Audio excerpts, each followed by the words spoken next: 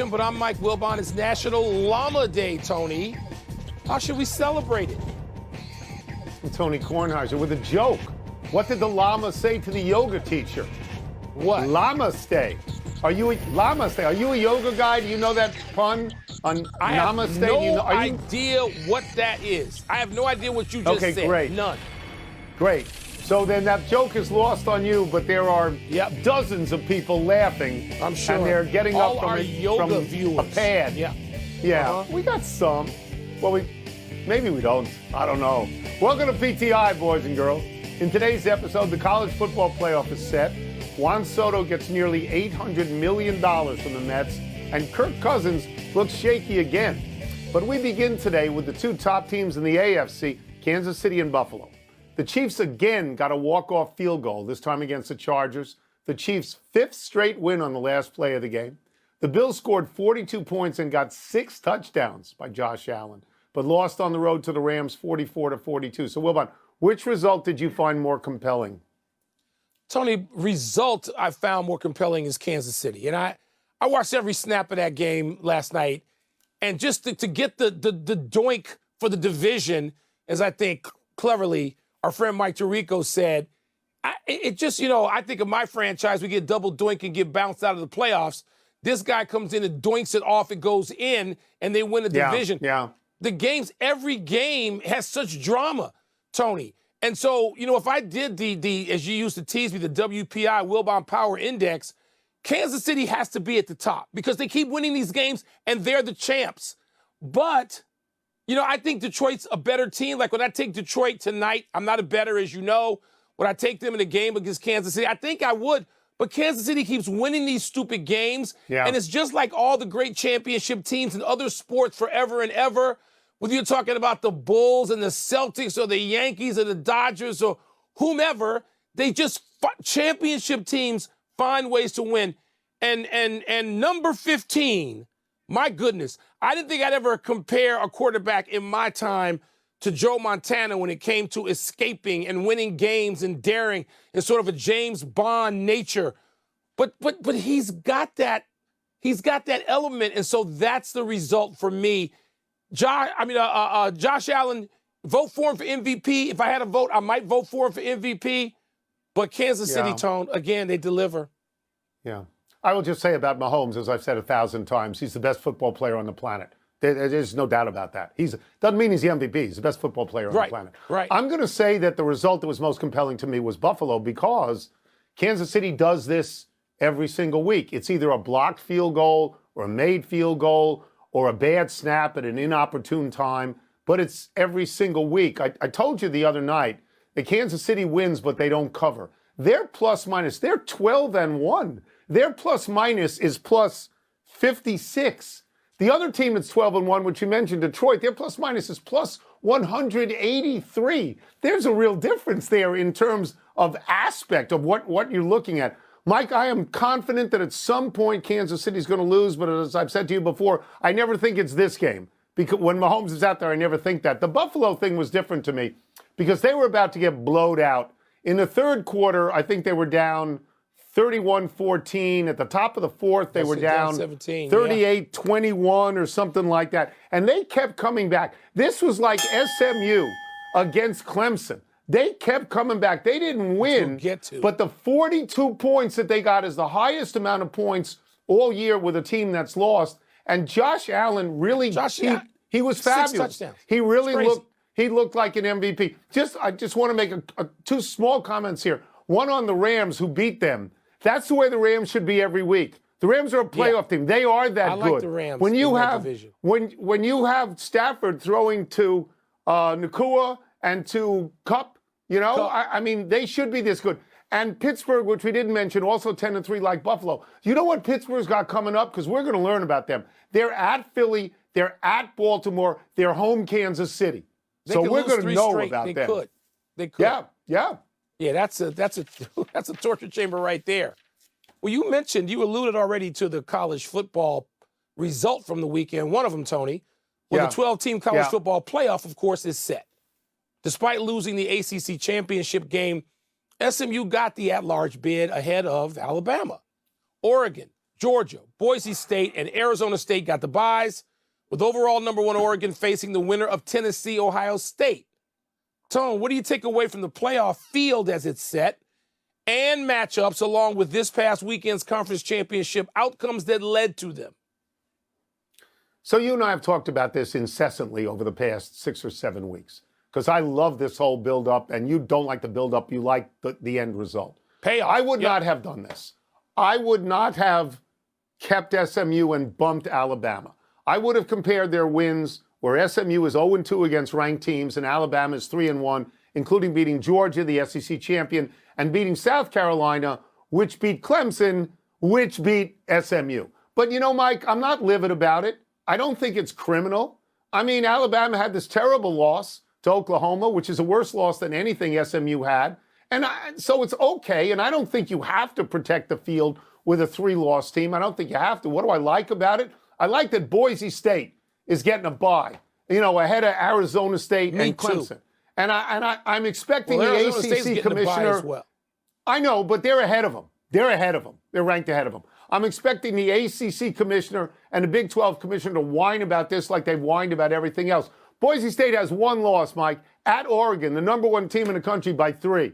They got a Heisman Trophy candidate. So those 2 other conferences can eat it for a while. I don't care about them. And the thing I like the most, and you'll appreciate this from where you grew up, somebody had the good sense to make one of these opening round games for the championship of the state of Indiana.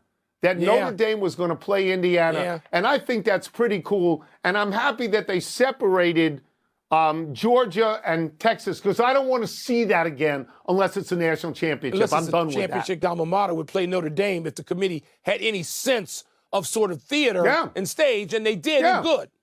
So I like that, Tony.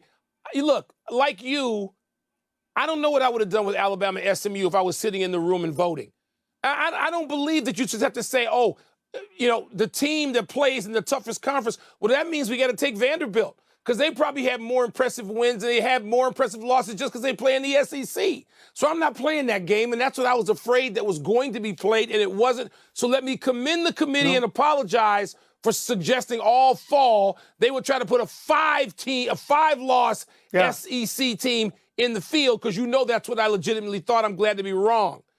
The matchups are weird to me. I mean, Penn State gets what appears to be an easier draw than Oregon. Yes. Now, that's not something the committee could take care of because it wasn't in their charge. This has to be fixed the next time around. They can do this next year. I agree with that. Look, Tony, 12 is too many.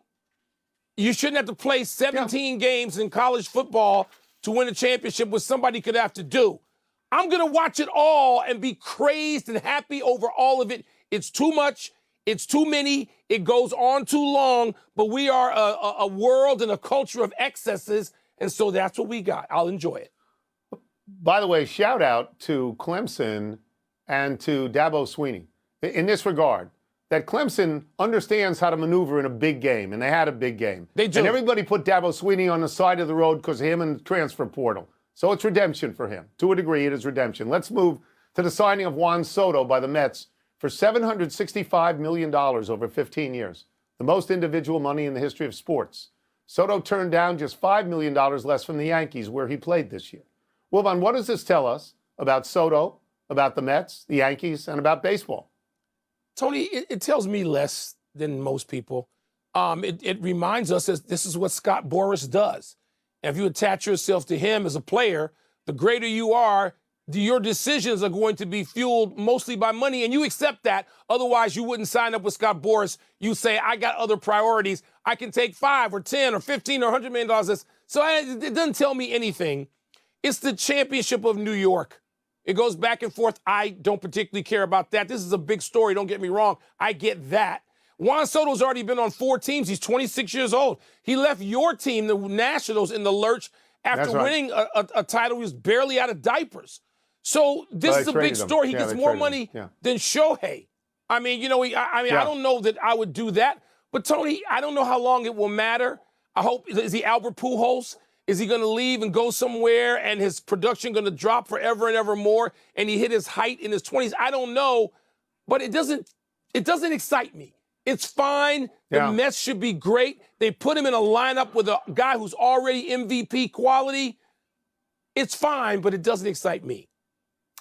So I'm stunned by the money. Everybody is sort of stunned by the money. This is more than double what the Yankees paid Aaron Judge a couple of years ago. And Aaron Judge has put up a 62 and a 58. These are big numbers. It reestablishes Scott Boras, who may or may not be the devil. It reestablishes him as the king of all of these contracts. I understand that. It justifies Scott Boras not taking $440 million a couple of years ago from the Washington Nationals for Soto, and I get all of that. I was told this morning that the Mets are on the hook to Soto for more money, just to Soto, for more money than the Pittsburgh Pirates have spent on their last 10 full teams.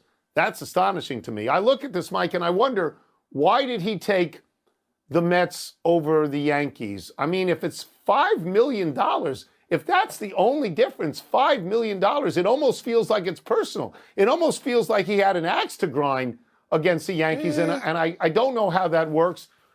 It's a great day for Mets fans. It's a great day probably for baseball. But, Mike, you know what? I think the easier path to the World Series is in the American League. You got to face the Dodgers in the National League. You got to face in your own division the Phillies and the Braves in your own division. And I will tell you this, as a lifelong New Yorker and somebody who rooted for the Mets for much of my life, I don't know why he quit on the Yankees and went somewhere else. Well, Tony, I don't know. But I think we got to go back to the original premise. This is about Scott Boras and winning. We've known some super agents in our lives, and this is how they keep score. And they manage to seduce young athletes and convince them seem happy? that this is how you keep score, by winning. This is what they do. Didn't he seem happy on the Yankees? Didn't it seem like he liked playing with Aaron Judge? He won't be happy. He won't be happy on the Mets. We'll see. Let's take a break. Coming up, is it time for the Falcons to bench Kirk Cousins in favor of Michael Penix Jr.? Got Frankie Lindor next to him in that lineup now in that locker room, too. The Seahawks are in first place in the NFC West, but how strong is their grip? Out with the minions are mulling in mail time. 3 M's. Let's get the first one. Here we go. I have alliteration there. Is it time for the Falcons to bench Kirk Cousins for Michael Penix Jr.? Not to me, Tony. I know we're at a place now where the moment you have a bad quarter, they're asking on every television show, including this one, whether you should go to the bench. And I understand Cousins has had more than a bad quarter. He's had 2 bad games. He's thrown 8 picks, no touchdowns. He's had 2 bad games. One of them at his former home yesterday, which had to be tough for him to swallow in Minneapolis. But no, I mean, they're still only a game out of first place in their division, a game behind Tampa. 2-game slump, but you can't have a 2-game slump anymore and pull out of it and trust that your coaching staff is going to ride with you because they're paying you damn near $200 million? Really, a 2-game slump you can't have anymore because every great player ever has had a 2-game slump. So, no, I'm not going to Michael Penix Jr. yet, not me. I thought it was a 4-game slump. I thought that they were 6-7 and lost 4 games in a row. But he's and in those been 4 bad games too. that he had something like 8 interceptions and no touchdown passes. And it made it look worse yesterday because he goes back to Minnesota. And Sam Darnold, who replaced him, has had, in those 4 games, 11 touchdown passes and no interceptions. Look, I think I think you can make a case that Atlanta's the most disappointing team in the league. I really think you can. And I think there's probably people running around the front offices asking this question: why didn't we hire Bill Belichick? He wanted to come here. He had 2 interviews. I would bench him. You know why I'd bench him, Mike? Because of the other rookie quarterbacks out there right now. Drake May and Jaden Daniels and Caleb Williams and Bo Nix. Bo Nix. And so, I mean, to me, I would do it. I'd take the chance right now. See how they did. By the way, Tony, let me just a quick nod to say, you mentioned Darnold. He's having an MVP-like season. No, I wouldn't put him ahead of Saquon Barkley. I wouldn't put him ahead of Josh Allen. But come on, this guy is having a great season. Right. They've lost 2 games. Great season. Did the Seahawks win over the Cardinals prove that Seattle is the best team in the NFC West? No, not to me, Tony. There's no proof. No, nobody's proven anything yet. You alluded to this earlier when the Rams play like this, when they've got that trio out there. I think the Rams, if I had to rank the teams and how I think they will finish in a couple of weeks in that division, I would go Rams, Seahawks, Cardinals, And then the 49ers, because they just got too many injuries to survive, though they beat the daylights out of the Bears. That was a homecoming game yesterday. Doesn't mean anything to the season, the larger season, but that would be my ranking in that division. Let me just say this. I believe I had this on Friday. I told you that Seattle was going to beat Arizona, that Kyler Murray is great fun to watch, but he doesn't actually win games, and you insisted Arizona was going to win. Yeah, they haven't proven anything because there's no best team in that division, because there's 8-5, 7-6, 6-7, and they all have to play each other again. The Rams are good. The 49ers killed the Bears. They put 38 on the Bears defense. They held the Bears to 4 yards. 4 yards in the first half. 4 yards. That's More what punts happens. than yards. How's that coaching change working out? Oh, my. Listen, 4 yards. That's what happens when we on. go to San Francisco, no matter who Coach Ditka took those kind of losses in San Francisco. Wanstead took those kind of losses in San Francisco. Lovie Smith. Tony, I was out there for a game. I think we lost 48-0. We go out there, we stink it up. That's what happens. George Allen took those kind of losses in San Francisco. Humiliating. Complete wow. Humiliating. Enough email. Let's take one last break, but still to come. How concerned should the Eagles be about their passing game? And Joel Embiid finally returns, but how much? How long, as Richard Pryor once said, can the Sixers count on him? How long? I think it's 4 bad games for Cousins and the Vikings, no? You think Well, it's just but the last two have been miserable. Well, they've been really bad. Yeah. Happy time, people. Happy belated 66th birthday, George Rogers. With the Heisman Trophy being awarded this coming Saturday, we celebrate the 1980 Heisman winner out of South Carolina, whose birthday was yesterday. Rogers is the all-time leading rusher at South Carolina with 5,204 yards. He went over 100 yards 27 times, including his last 22 college games. Rogers became the NFL's #1 overall draft pick, went to the New Orleans Saints, earned Rookie of the Year by rushing for a league-leading 1,674 yards, which is still the Saints' record. Nagging injuries caused Rogers to retire after just 7 seasons. But Rogers was on Washington's 1987 Super Bowl champions. That Super Bowl game was his final game. Tony, November 1, 1980. Like that. But that game, I remember thinking at the time, this is a wow. And all these years later, that's an all-time highlight to see those two guys in that setting, which I don't know that you really get anymore. Agreed. Not so happy anniversary, Shaquille O'Neal. Around this day 24 years ago, the big Aristotle broke a 40-year-old NBA record when he missed all 11 of his free throws against Seattle. The record Shaq broke was Wilt Chamberlain's. Chamberlain missed all 10 of his free throws against Detroit in 1960. Afterwards, Shaq told USA Today, quote, "The theory is it was the man upstairs' way of keeping me humble. Seriously, because the way I played, the way I made everyone else around me better, imagine if I shot 90% from the free throw line. I would have been arrogant," unquote. Whoa, what a quote. Mr. Humble shot 52.7% from the line for his career, which explains the hack-a-Shaq strategy. That is so great. Tony, I got to shoot free throws for a whole day with Shaq at a little gym at a little girls' Catholic school somewhere in Southern California. And we had a shooting contest at the end. I won't spoil it. We each shot 10. What do you think the numbers were? I think somebody made 4, and it wasn't him. Probably you. Happy trails 7. to the Hall of Fame Thank waits for Dave Parker and the late Dick Allen. Both were elected to the Baseball Hall of Fame by the Classic Baseball Era Committee. Parker played for 6 teams over 19 seasons, but in his 5-year peak with the Pirates in the 70s, the right fielder won 2 batting titles, 1 MVP, 3 Gold Gloves, and a World Series ring. Dick Allen put together one of the best 11-year stretches in baseball history across the 60s and 70s, highlighted by his Rookie of the Year award in 1964 with the Phillies and his MVP in 1972 with the White Sox. That was the summer in which Allen appeared on the cover of Sports Illustrated, juggling in the dugout with a cigarette in his mouth. Wilbon, I know you love Dick Allen. Tony, for that one season, I mean, he was so great. More than one season with the White Sox. And when he got there, for some reason, it was Dick, don't call me Richie Allen. He was the most rebellious star to me in the history of Chicago sports, and embraced for being that, but not like the other guys at all. Not at all. But a thrill to watch him as a teenager. Let's go to the big finish if we could. Joel Embiid, your boy, returned as the Sixers beat the Bulls. Your review. Tone. He says he still has soreness in his knee. I don't know what it means. Like, how often can he be out there and not have soreness or swelling or something? The Los Angeles Galaxy beat the New York Red Bulls Saturday to win the MLS Cup. I know you were impressed. Yeah, they've won it a bunch of times before. Where was Messi? I wanted to see him. The Eagles beat the Panthers to move to 11-2, but they're concerned about their passing game. Is that fair?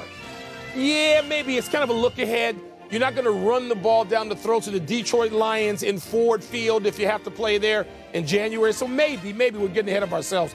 Bengals, Cowboys on Monday Night Football. You care about that? It has no inherent drama, but there's a Simpson altcast on ESPN I think people watch. Last one, your Wizards beat the Nuggets on Saturday and lost to the Grizzlies on Sunday, giving up 140. Your thoughts? My thoughts are of the Nuggets. They lost to the Wizards, and that made Michael Malone crazy, and they went out and put 140 on Atlanta last night. I don't know what to make of the Nuggets yet. I don't think they know either. 140 is a lot of points. We're out of time. It is. We'll try to do better the next time, and I am Tony Cornheiser. I'm Mike Wilbon, same time tomorrow, Knuckleheads, and now to get you set for Monday Night Football, here's Scott Van Pelt and the Countdown Crew. According to Micah Parsons, who apparently saw Ryan's out and wanted to throw his hat in the ring as well. Layers ball. Cowboys and Bengals. It's Here like to the get it international started. haters ball. The Dallas Cowboys cheerleaders. That's Ladies. silk.